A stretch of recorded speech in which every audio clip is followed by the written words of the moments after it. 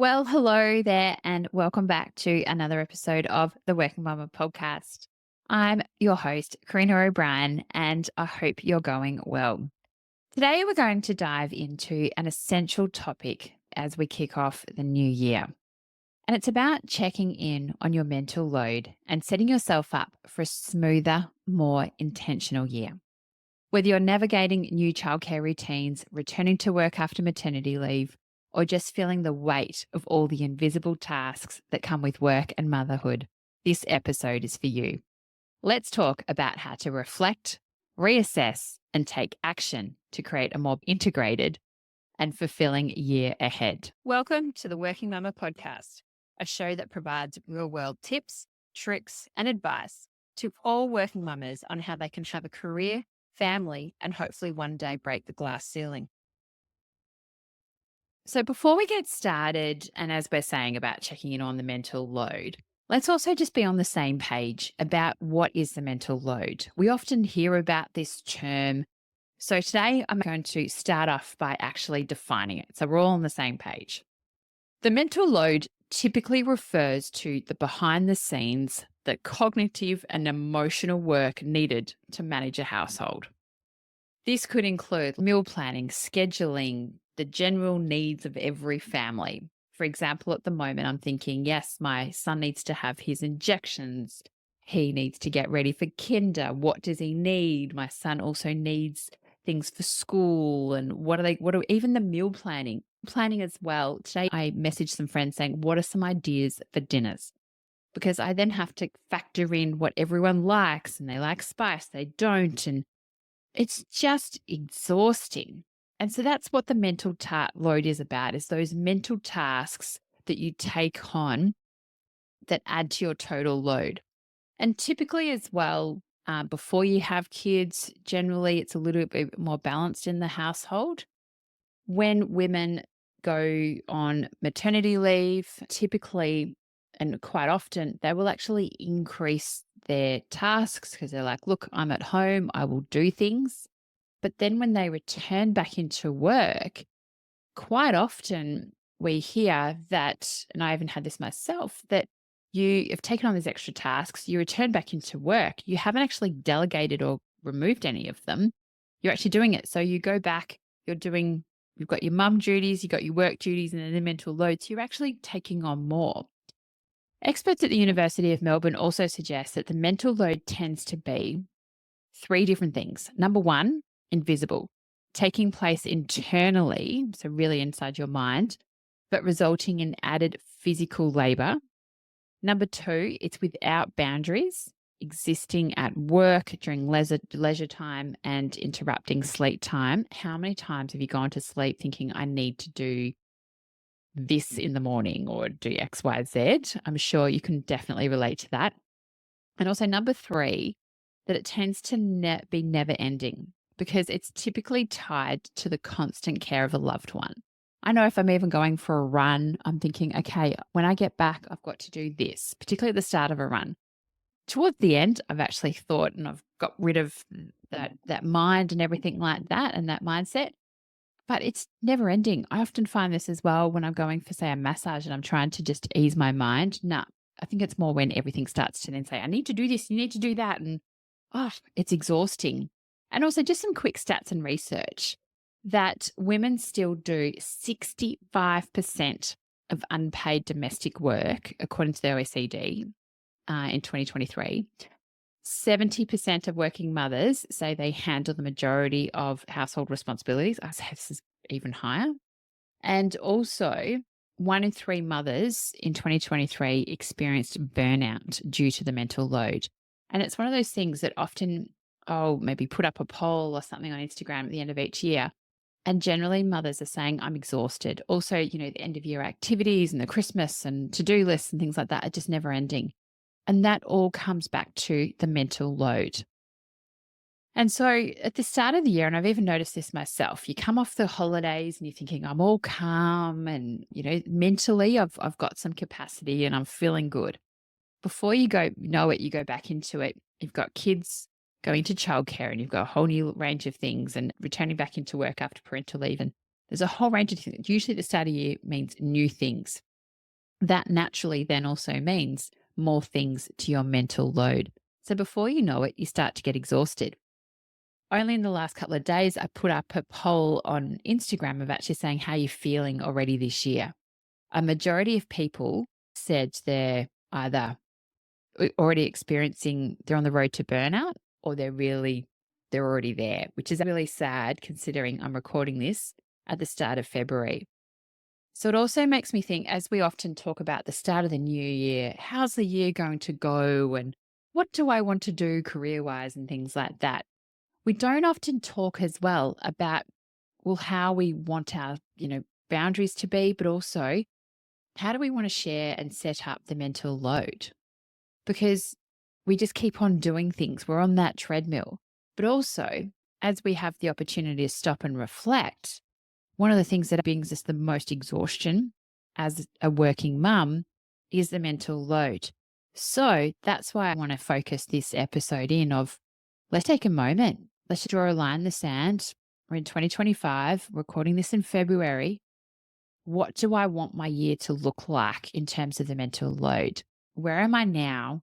Where do I want to be? What does a good mental load, what does not being burnt out in December of this year look like to you? Yes, I've paused there just to let you think about it. Just give yourself that space to go, oh my goodness, I probably don't know what just having a level head actually looks like, not being burnt out. So there's a few benefits also about reviewing your mental load. It helps reduce the stress and also prevent the burnout. It also can be about strengthening relationships by fostering shared responsibilities. So, for example, with your partner or even those in your village, you don't have to, I often say you can be a working mum, but you don't have to do it all.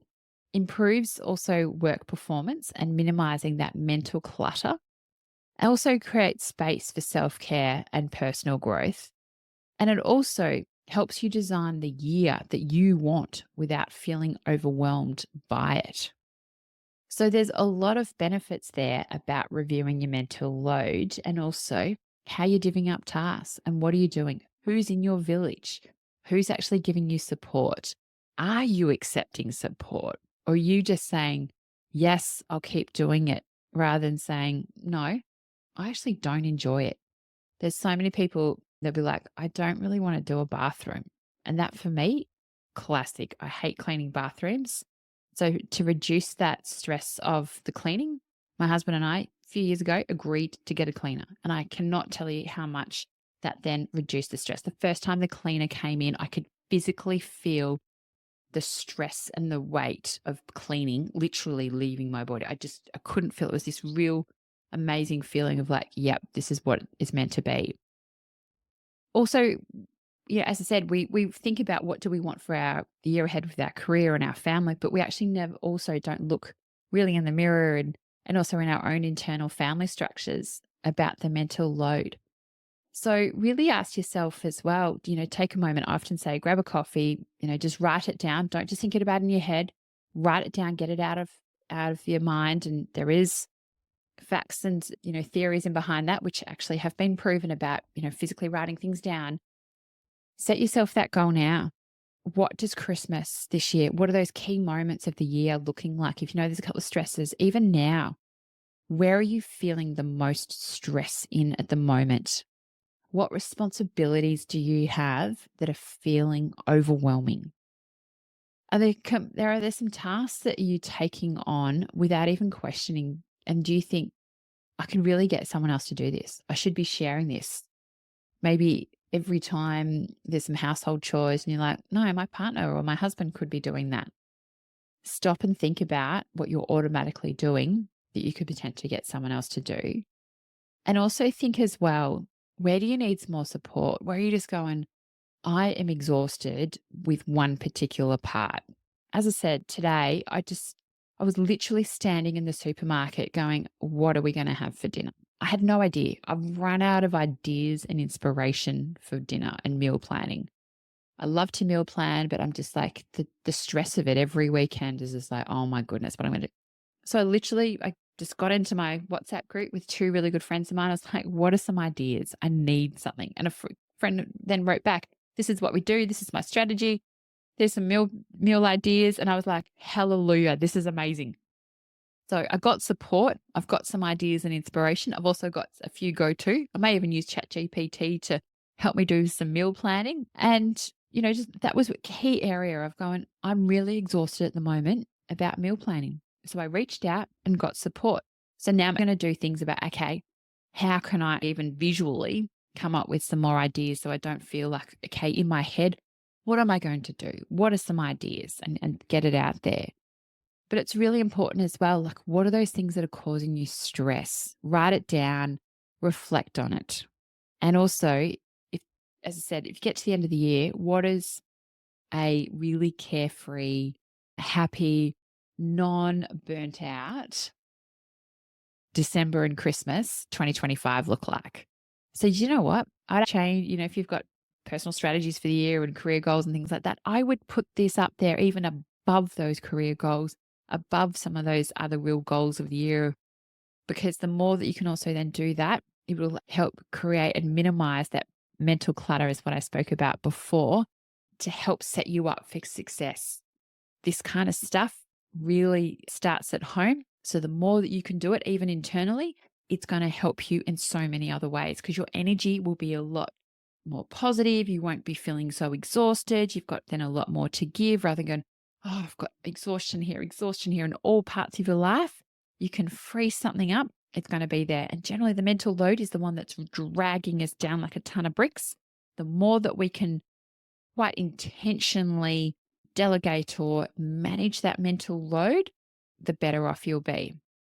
So here, we've got some questions, and I really want this to be an episode to help you. I really want to help women get through this mental load. I've also got a resource and a checklist to help you go through and do a bit of an assessment on your mental load with your partner. So I'll also link that in the show notes. So just quickly, mental load breakdown. Think about these things. Continuing, what is working well? I'm sure there are some things in your family setup and, the invisible labor that are actually working well. Think about that, write it down, also acknowledge it. Think about as well, what can you outsource? I know that there's a huge cost of living crisis at the moment. Might be going, I'm going to forego X so I can actually potentially get a cleaner or getting something else to do. Those things that you just like, I am being dragged down like this. It's just causing me so much stress and that mental anxiety. What can I do to get, just pay for someone else to do it? Also then think as well, what can you delegate? So as I said before, you don't have to do it all. What can you maybe give to your partner? What can you give to your kids? What can you maybe get support from your village on that other family members could take a load on? So example here, my son really wants to, just do some more sport after school. I can't fit it in with work commitments. So what I've then done is got the grandparents. They already look after them on a Thursday and pick them up after school. So they're going to take them to basketball. For me, it was also remove some of my mum guilt of I'm working, they can't do things after school. So I'm like, right, tick. I can actually then say delegated, but also it solves some of my mum guilt as well. Also then discuss, and I'd also say stop. What are the conversations you need to actually have to say, look, I'm not going to do this anymore. This can also be in a work sense. I don't have the time, I don't have the capacity, or I just don't enjoy doing some things. Like we often feel that we have to do things, but you know what? We don't. And so you can actually then, think about what you're going to start, delegate, and also then continue and really think about that and reflect on it as well. Be honest to yourself. If something's not working, think about what are the strategies, even if it's just one little thing. It could be like sending a friend a message. How do you manage your cleaning? They might say, I get a cleaner. Or if they don't have a cleaner, it might be we do it first thing Saturday morning or we spot clean throughout the week. There might be some little things that there are strategies others use that you may be able to apply and that may work in your family. With the mental load, everything's going to be different for everyone. What works well for you may not work well for me. And also, we take on different loads with, depending on who we are. But just think about what's going to be best for you, first of all, and also your family. Really think about that. Now, I also want to talk about here the year of intention. So, as I said earlier, instead of just getting through the year, and that's a really common statement. How you going? I'm surviving. I'm just crawling. I'm exhausted. Instead, yeah, I know we're a month in, but think about how do you want it this year to feel? How do you want to go, you know what? I want to feel pretty good throughout the year. I know that in myself, I've reflected on that and I've then gone, how am I going to make that a reality? And for me, it's about exercising. The more that I can get out and exercise, I know I can actually manage the mental load a lot better. So, that for me is about being intentional. I need to make commitments and also need to schedule in exercise, particularly going for a run. That's where I'm actually making sure I'm being a lot more intentional. And so far, a month in, it's working. Who knows how the next 11 months are going to go? From there, you just how do you want to feel? As I mentioned earlier, write it down and also don't just put it in a drawer and forget about it and look at it in 12 months time. Maybe put it on a note, put it somewhere that's visible, even put it on your phone as like, the screenshot. How do you want to feel this year? And just remind yourself. So it's there, it's visual. Also holding yourself to a little bit of account. Then identify your top 3 priorities for the year: career, family, personal well-being. And also think about the small but impactful changes. So these could also be, for example, weekly planning with your partner. It could be about, the communication, where the kids are going, childcare drop off pickups, even meals, who's maybe cooking what. So you're actually getting a really good overview and understanding about what's happening in the week. The other week, my husband and I didn't have that conversation about what was coming up. And complete miscommunication. We ended up both working from home that day. And then I also needed to work from home the next day because we had a tradie come in. I was like, how did we not plan this? So it was one of those things that was like, oh my goodness. But the weekly planning is certainly important. Also really helps go look at your mental load of, you could even then use that time of, look, this is what's really worrying me or concerning me for the week, and asking for help. Or just saying, look, can you maybe pick up something, or even just getting their advice and feedback on it as well. Another small but impactful change is also about setting the work boundaries. It could also be about no emails after a certain hour, dedicated work from home time. But also, if there's any additional things that are going on at work, how can you also manage those as well? And as I say, the mental load, the more that you can, isn't the saying like a problem shared is a problem halved or something?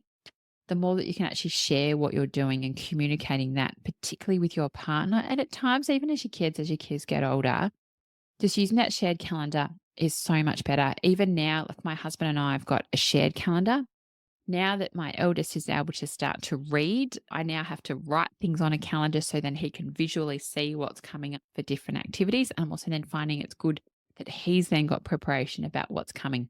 I know that, there's the visual calendars that you can do for young kids as well. I haven't yet done this for my youngest, but I know that I need to, about what's coming up and when on what days. So then that way it as well. It's a little bit of sharing your mental load also with your kids in terms of the schedule. So you can then do a visual schedule to say one day you're going to childcare. These are the days you're going to childcare. These days you might be, you may not be working. So it could be, mummy and the kids day. So you've got that visual rather than kids going, what am I doing today? They're like, right, they know they can look at the calendar. This is the day. And they go, and for you, it's like, I don't have to then think, what am I doing that day? Everyone instantly knows exactly where to look. But think about it as well. How do you want to feel this year? And I just want to leave that with you. How do you want to feel this year? What does it look like? Even think about if you get to the end of the year, maybe it's 19th of December, wake up in the morning. How are you feeling? And what are you going about that day? Being quite intentional about it and thinking, what are the steps that I have put in place that I need to put in place? So often as well, I do a lot in strategy. In my corporate role, you start with the end in mind. Where do we want to be? Where am I now? And what are the steps that I need to be able to get there? That's exactly the same thing with this. And the mental load may also be, look, in December, I know it's going to be crazy, but there might be some things I would love to not feel so exhausted, even just by being a working mum. It doesn't have to be a calendar year of going, okay, this is where I am now. This is where I want to be intentionally around the work, being around intentionally as a working mum, but also about how I'm managing the mental load. And it might be a journey, but just what are those little incremental steps that are going to help you achieve it and that you know you've set that goal. So once you have achieved it, make sure you celebrate it as well. So now the action steps and wrap up. So your challenge that I give you this week is write down what do you want to stop doing, start doing, and even delegating. And also then discussing with your partner. Have one conversation about your mental load with your partner or even your support system. It doesn't have to be everything of like this, everything, this is what's going on in my mind. You're more than welcome to do it. May feel a little bit overwhelming. Also, when you're going to have some of these chats, often it's best to have it when the kids are ideally in bed or they aren't around. So if you're on a date night or something like that, for me, what is a date night? Feels very, very long ago.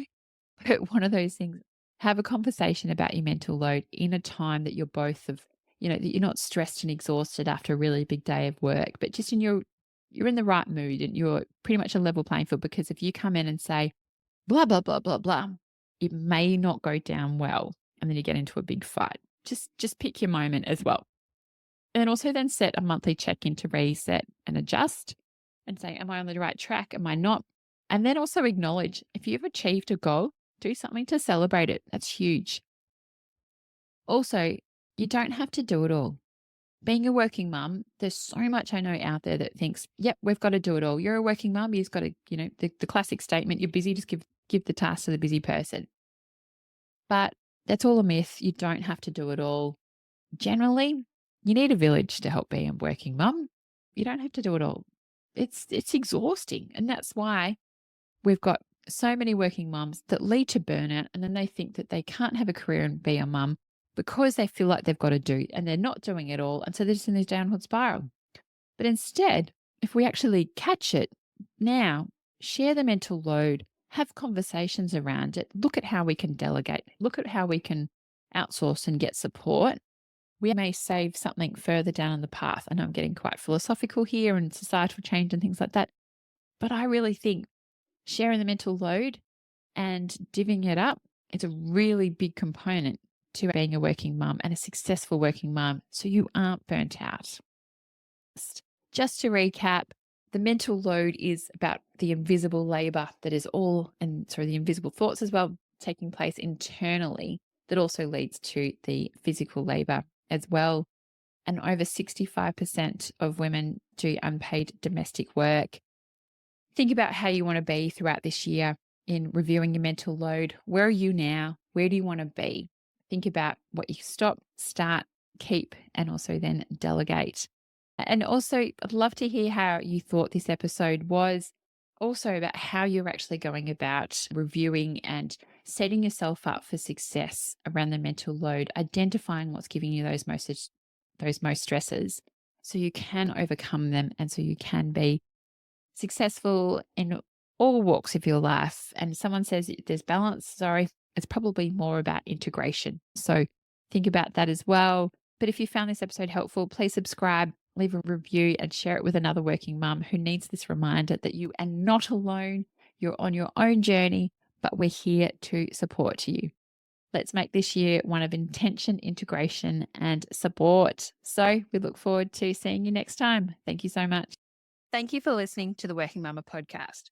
Subscribe to the podcast on iTunes, Spotify, or your favorite podcast catcher. Please also feel free to contact me on any of the Working Mama social channels. Remember, Mama is MUMMA, or website www.workingmama.com.au. I would appreciate you to share this podcast with friends and colleagues, especially those that are parents managing the juggle. And I would really appreciate if you had to take the time out to leave a review of the podcast. Thank you and see you next time. Have a great week.